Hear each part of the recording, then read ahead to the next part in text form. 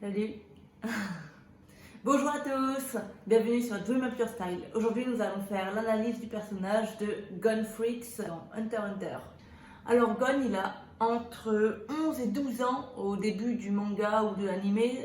L'âge diffère dans le manga et dans l'animé il me semble. Je crois qu'il a 12 ans dans l'animé et 11 dans le manga.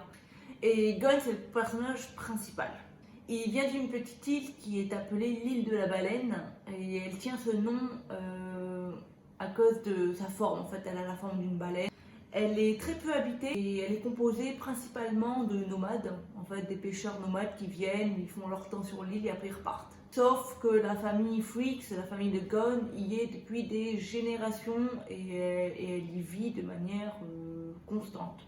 Et d'ailleurs, Gon il va dire à Killua qu'il n'a jamais eu d'amis de son âge. Et ça, c'est très important pour le reste de l'analyse et du développement de Gon, de retenir cette information.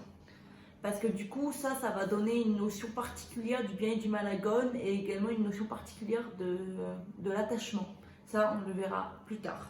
Gon, au premier abord, il est vu comme un garçon plutôt naïf et assez écervelé, mais il va évoluer tout au long du manga ou de l'animé et vraiment on va voir d'autres facettes de sa personnalité. Et malgré ça, dès le début, on voit qu'il a des capacités hors normes, dont par exemple des sens ultra aiguisés, comme par exemple un odorat, il a un odorat encore meilleur que celui d'un chien, il a une vue de faucon, il a une ouïe incroyable, enfin bref, il a des sens ultra aiguisés, Gon. Pourtant, de son point de vue, c'est tout à fait normal. Et pourquoi est-ce que c'est tout à fait normal? Parce qu'en fait, il n'a jamais connu d'autres personnes que les habitants de l'île et que surtout sa famille. Et il n'a jamais côtoyé de personnes de son âge et du coup, il n'a jamais pu montrer son haut potentiel à d'autres personnes que des animaux et lui-même ou sa famille et qui trouvent ça normal puisqu'ils l'ont toujours connu ainsi. C'est inné chez lui ce talent. Comme je le disais précédemment, Gon il a eu peu d'interactions sociales au cours de sa jeunesse, enfin, au cours de son enfance, qui est très jeune.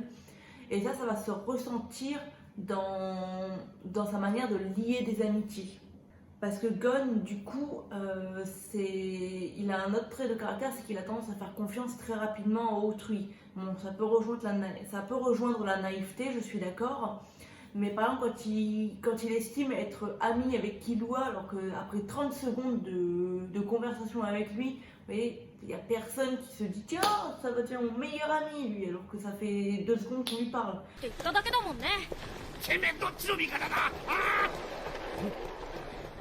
Ne, 君いくつ？ 12歳。同い年ね。やっぱ俺も走ろうっと。おお、かっこいい。俺キルは。俺はゴン。Lui, avec Killua, vraiment, il a eu de la chance de ne pas tomber sur Hisoka à ce moment-là, quoi. Parce que sinon, ça serait Hisoka son meilleur ami et c'est pas la personne la plus saine du monde.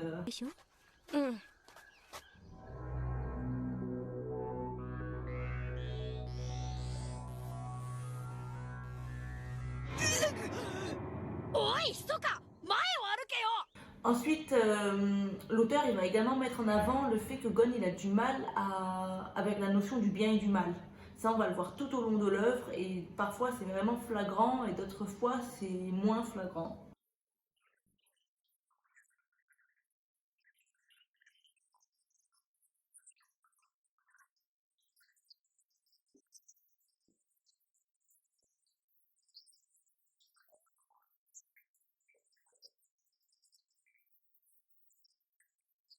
Mais je trouve que vraiment le plus flagrant, ça a été au moment où il discute avec Killua et que Killua lui dit que sa famille est entièrement composée d'assassins. Gon n'a aucune réaction vis-à-vis de ça. Il en est même tout excité en mode c'est trop cool. Et Killua il est surpris parce que d'ailleurs lui-même le dit que d'habitude les gens ne réagissent pas du tout comme ça et du coup il trouve Gon un petit peu bizarre. Gon il est également montré comme étant très déterminé, plutôt espiègle et égoïste. Ça on reviendra sur ce point-là, ce dernier point plus tard dans la vidéo, mais vous allez comprendre pourquoi est-ce que je dis ça. Gon c'est un fonceur qui est prêt à tout pour réaliser son objectif qu'il s'est fixé, c'est-à-dire devenir plus fort pour rencontrer son père. C'est ça son but. Gon il a du mal à s'avouer vaincu et pendant un combat il n'admettra jamais que l'adversaire est plus fort que lui. Pourtant lorsqu'il se retrouve face à Hisoka pour la première fois, il est paralysé de peur face à lui. Et alors après être devenu Hunter, son objectif, le premier palier en tout cas de son objectif, ça sera réussir à remettre le coup de poing à Hisoka. Parce que vous vous souvenez, Hisoka il lui met un coup de poing phénoménal et il lui dit qu'il pourra lui rendre son badge le jour où il arrivera à lui rendre sa patate. Et du coup là, c'est très significatif ce coup de poing quand il arrive à le lui remettre, que ça montre qu'il a réussi à passer un palier en fait et que du coup il est devenu plus fort. Gon il a un pouvoir inné à devenir un hunter. Ça c'est vu notamment dans ses facilités d'apprentissage, certes moins grandes que Killua qui lui a toujours été très façonné dans les techniques d'assassinat et compagnie. Du coup lui depuis son plus jeune âge il est formé à ça.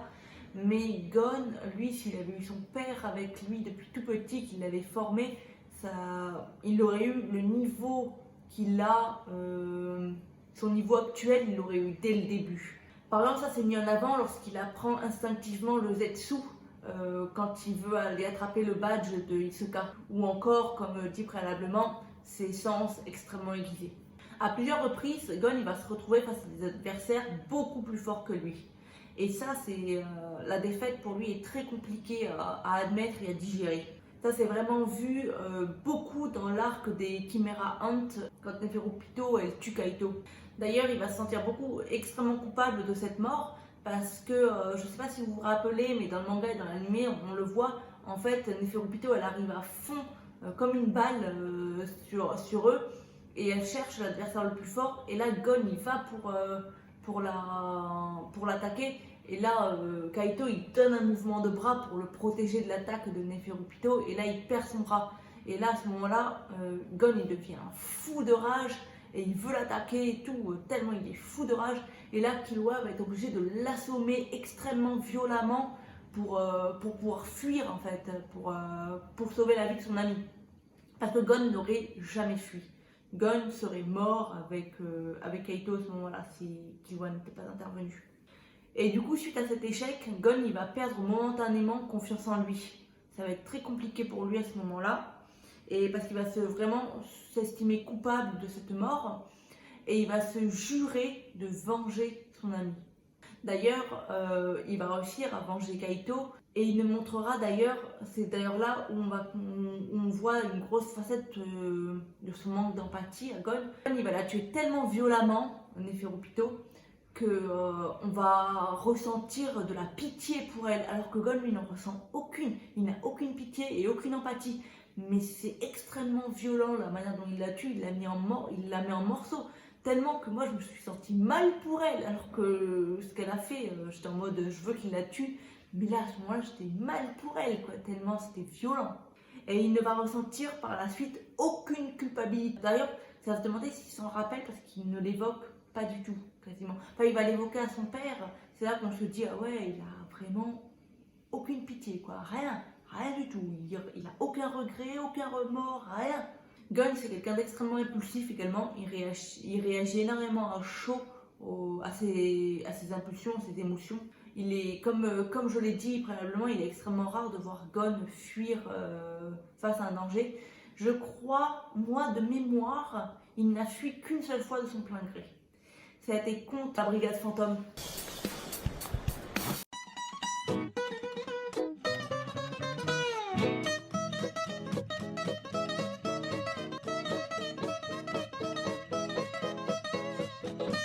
Ça va vraiment mettre en avant la puissance de cette brigade fantôme. Gon, il va également avoir un franc-parler teinté de naïveté. Ça va être mis en avant plusieurs fois dans l'animé ou dans le manga pour plusieurs raisons. Mais moi, la raison qui m'a fait le plus rire en fait quand c'est mis en avant, c'est avec Léolio. En fait, à un moment, je ne sais pas si vous vous rappelez, c'est dans le dernier arc animé, quand Léolio il se fait embarquer dans la politique et compagnie et qui se bat, alors je ne me rappelle plus de son nom, là, celui qui a les pics là, un peu blonds, là, je vous montrerai une photo.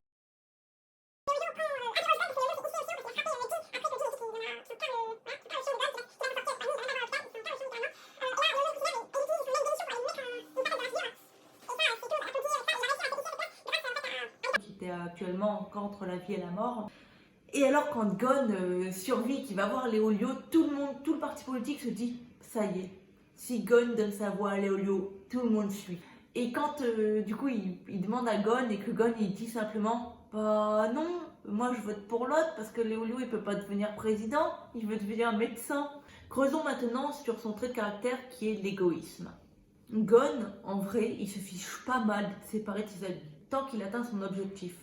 Il n'hésitera d'ailleurs pas à prendre d'assaut la demeure de la famille Zoldyck pour aller secourir entre guillemets Killua, mais ça sans même savoir si effectivement il a été kidnappé, si effectivement il est retenu contre son gré ou quoi que ce soit. Il s'en fiche, tout ce qu'il veut c'est récupérer Killua. Et pourquoi? Parce que Killua lui fait du bien, c'est son premier ami de son âge et compagnie. Alors c'est un acte assez égoïste, on dirait un enfant de 5 ans qui veut récupérer son jouet favori, vous voyez, ça fait un peu ça. Pour moi, c'est comme ça que je l'ai vu en tout cas. De plus, il va embarquer sans même se demander si Kurapika ou Léolio ils ont un lien particulier avec Killua. Il va les embarquer avec lui dans son aventure folle d'aller prendre d'assaut une demeure d'assassin. Cet égoïsme est remis sur le tapis lorsque notamment il évoque son but. À aucun moment, ou du moins de mémoire, à aucun moment il ne demande le but d'autrui. À aucun moment il va dire à quelqu'un d'autre et toi tu veux faire quoi? Ensuite, la notion d'attachement de Gon est assez particulière. Normalement, les codes standards des shonen, c'est que Gon aurait dû être détruit par l'abandon de son père, il aurait dû avoir une violente blessure de rejet et ou d'abandon. Cela, ça devrait influer sur ses relations qu'il entretient, lui. Comme il aurait dû être un petit peu comme Naruto finalement, être un petit peu collant, un petit peu casse-pied et à vouloir absolument attirer l'attention sur lui. Pourtant, Gon ne correspond absolument pas à ce schéma. Il vit très bien le traumatisme de l'abandon de son père. D'ailleurs, il en parle au calme, quoi. Ouais, mon père, il est parti, il est hunter, non. Au calme, quoi. Il sait rien de son père, c'est à peine s'il a eu une photo de lui, compagnie, mais il le vit super bien. D'ailleurs, il cherche même pas à savoir qui est sa mère. Mais ce qui est rigolo, c'est qu'il veut absolument savoir qui est son père, mais alors sa mère... Pourtant, sa mère, elle a autant abandonné que son père, hein, mais alors il s'en bat avec sa mère. En fait, ça va faire naître en lui juste un désir. Il n'a aucun traumatisme, mais juste un désir, en fait. Alors que normalement, pour revenir par exemple sur Naruto, va naître en lui le désir de devenir Hokage. Mais pourquoi est-ce qu'il veut devenir Hokage? C'est pour que tout le monde le remarque et tout le monde l'aime. Lui, il veut retrouver son père, c'est pas pour être aimé, Gon. Lui, il veut juste retrouver son père parce que c'est de la curiosité. D'ailleurs, il ne met aucun... il l'appelle pas papa, il l'appelle le vieil homme ou Jin. Il n'a aucun...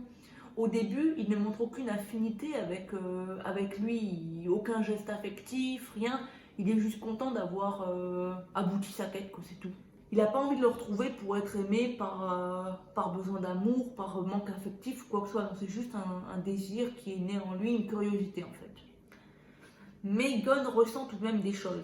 C'est pas parce qu'il n'a pas la notion du bien et du mal et que eu de traumatisme de l'enfance, il a tout de même des sentiments. Ça, c'est montré dans le sens où il arrive à créer des liens affectifs avec ses amis, avec Léolio, Kurapika ou Killua notamment. Mais ce qui est rigolo, c'est qu'il a une forme particulière d'attachement. Il a une vision particulière de la notion d'attachement. Parce que par exemple, quand Kurapika et Léolio sortent de sa vie après l'examen Hunter, ils y reviennent certes, mais bon, ils sortent, ils ne savent pas quand est-ce qu'ils vont se revoir vraiment. Ça lui fait ni chaud ni froid. Lui, il se dit juste qu'il va les retrouver et ça le rend joyeux.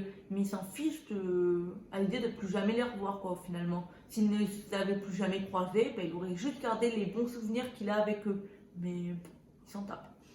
Quand Killua il le laisse pour rester avec sa sœur, quand lui il va voir son père et compagnie, il est content, quoi. Il se dit juste qu'il va le retrouver plus tard, mais il n'est pas triste du tout. Du coup, c'est une notion assez particulière, mais ça montre qu'il a suffisamment confiance en eux pour savoir qu'il va toujours les retrouver en fait, qu'ils sont suffisamment forts pour s'en sortir par eux-mêmes et que lui aussi il est suffisamment fort pour s'en sortir par lui-même. Et du coup, il est très confiant de sa propre force et de la force de ses amis. Et alors, cette confiance-là, ça montre à quel point est-ce qu'il a réussi à tisser des liens affectifs avec eux. Mais en même temps, ça peut donner l'impression que ses amis sont constamment sur une chaise éjectable et qu'ils sont parfaitement remplaçables. Ils vivent juste l'instant présent avec lui et qui sont heureux également de partager sa vie parce que c'est quand même quelqu'un qui est facile à vivre et de jovial, faut le dire.